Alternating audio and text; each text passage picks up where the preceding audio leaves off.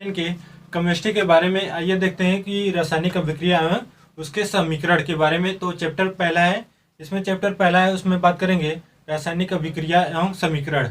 तो आइए देखते हैं पहला हेडिंग क्या है। तो पहला हेडिंग है हमारा रासायनिक अभिक्रिया। रासायनिक अभिक्रिया किसे कहते हैं, तो इसके बारे में जान लेते हैं। तो रासायनिक अभिक्रिया जब हम एक या एक से अधिक पदार्थ को आपस में क्रिया करके भिन्न गुणधर्म वाले नए पदार्थ बनाते हैं, यह घटना रासायनिक अभिक्रिया कहलाती है। जैसे कि हम यहाँ पर क्या किए, Mg+O2 इसको क्या कर दिए, दो या दो से अधिक पदार्थ को जोड़कर हम क्या करते हैं, एक उत्पाद का निर्माण करते हैं। यही हमारा क्या होता है, रासायनिक अभिक्रिया कहलाता है। क्या कहलाता है, रासायनिक अभिक्रिया। यहाँ पे तीर के इस पार वाला क्या कहलाता है, अभिकारक कहलाता है, तथा तीर के उस पार वाला क्या कहलाता है, उत्पाद कहलाता है। तो देखिए यहाँ पर क्या है, यह घटना रासायनिक अभिक्रिया कहलाती है। रासायनिक अभिक्रिया में भाग लेने वाले पदार्थ रासायनिक अभिक्रिया कहलाती है। हो गया, समझ गए। रासायनिक अभिक्रिया जैसे कि दो या दो से अधिक तत्व या यौगिक को हम लेते हैं, उसको संयोग करके क्या करते हैं, एक उत्पाद का निर्माण करते हैं। तो वही हमारा क्या कहलाता है, रासायनिक अभिक्रिया कहलाता है। जो भाग लेते हैं उसमें वही रासायनिक अभिक्रिया कहलाते हैं। तो देखिए दूसरा हेडिंग क्या है, दूसरा हेडिंग हमारा रासायनिक समीकरण। रासायनिक समीकरण किसे कहा जाता है, तो रासायनिक समीकरण किसी भी रासायनिक अभिक्रिया में भाग लेने वाले अभिकारक तथा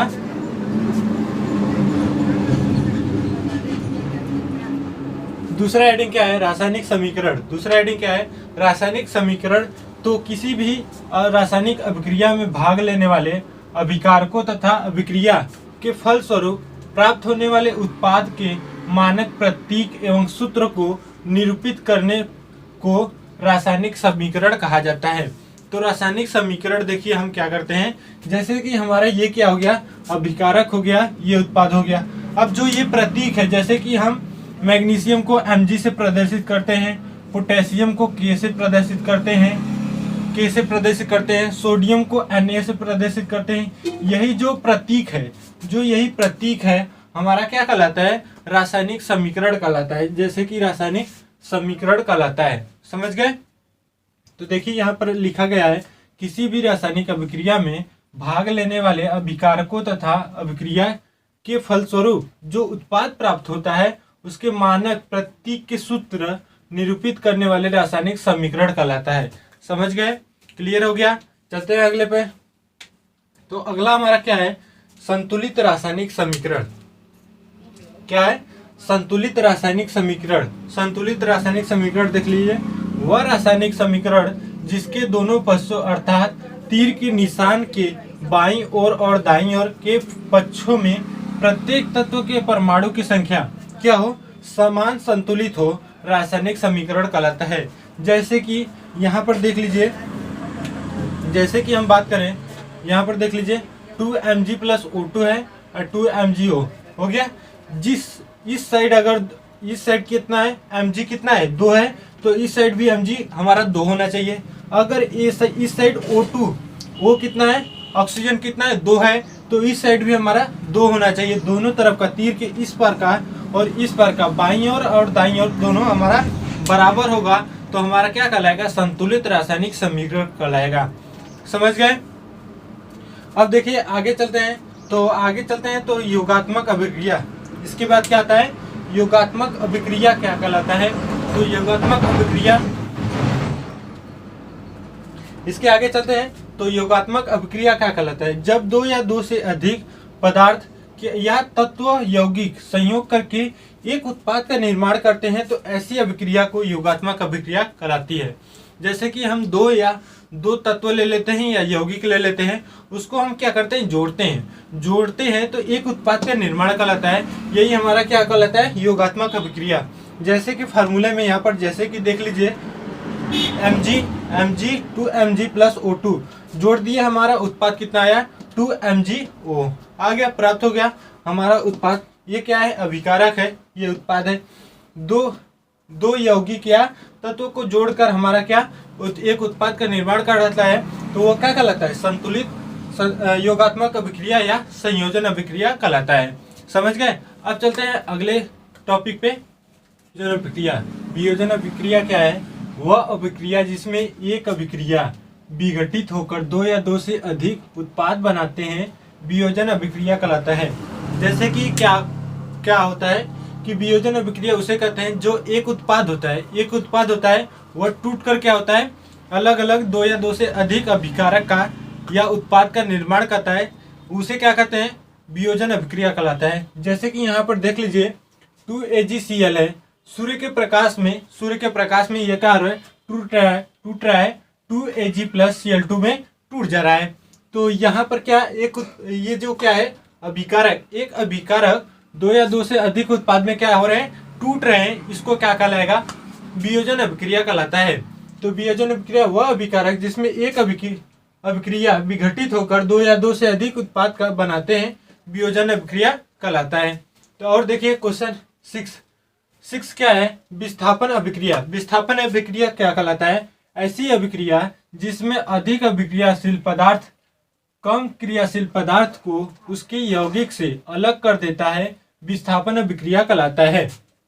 जैसे कि आवर्त सारणी में आप लोग देखे होंगे कि वह क्या होता है, अधिक अभिक्रियाशील कम क्रियाशील धातु को क्या करता है, हटा देता है, तो वह उसका स्थान क्या कर लेता है, ले लेता है, तो वही क्या होता है, वो विस्थापन अभिक्रिया कहलाता है। तो जैसे कि देख लीजिए Fe प्लस CuSO4 है, तो Fe यहाँ चला जाएगा, इसके जगह पर Cu क्या हो जाएगा, अलग हो जाएगा, इसको हटा देगा, कम क्रियाशील धातु है ये हट जाएगा, ये अधिक Fe क्या है, Fe आयरन क्या है, अधिक अभिक्रियाशील धातु है, तो इसलिए इसका जगह क्या कर लेता है, ले लेता है और इसको अलग कर देता है। हो गया। तो चलिए द्विविस्थापन अभिक्रिया 7 क्या है, द्विविस्थापन अभिक्रिया। देखिए ऐसी अभिक्रिया जिसमें अभिकारक के बीच आयनों क्या है, अभिकारक के बीच आयनों का आदान प्रदान होता है, द्विविस्थापन अभिक्रिया कहलाता है। क्या होता है, ऐसी अभिक्रिया जिसमें अभिकारक के बीच आयनों का क्या होता है, आदान प्रदान होता है, द्विविस्थापन। जैसे कि NaSO4 है प्लस BaCl2, अब इसके जगह से यहाँ चला जाएगा, ये इसके जगह आयनों का क्या होगा, वो कहेगा कि तुम हमें दो, हम तुम्हें दे रहे हैं, तो ऐसे ही आयनों का आदान प्रदान होता है। देखिए यहाँ पर Na2SO4 प्लस BaCl2, अब इसका कराते हैं तो देखिए यहाँ पर क्या है, BaSO4, ये इसका जगह ले लिया BaSO4 और यहाँ पर 2NaCl बना लिया।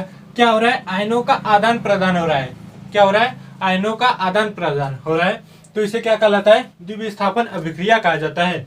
तो देखिए 8 देखिए हेडिंग है 8। अब ऑक्सीकरण क्या कहलाता है, वह अभिक्रिया जिसमें पदार्थों से ऑक्सीजन का योग या हाइड्रोजन का क्या होता है, ह्रास होता है। क्या होता है, हाइड्रोजन का ह्रास होता है और ऑक्सीजन का क्या होता है, संयोग होता है, उसे क्या कहा जाता है, ऑक्सीकरण कहा जाता है।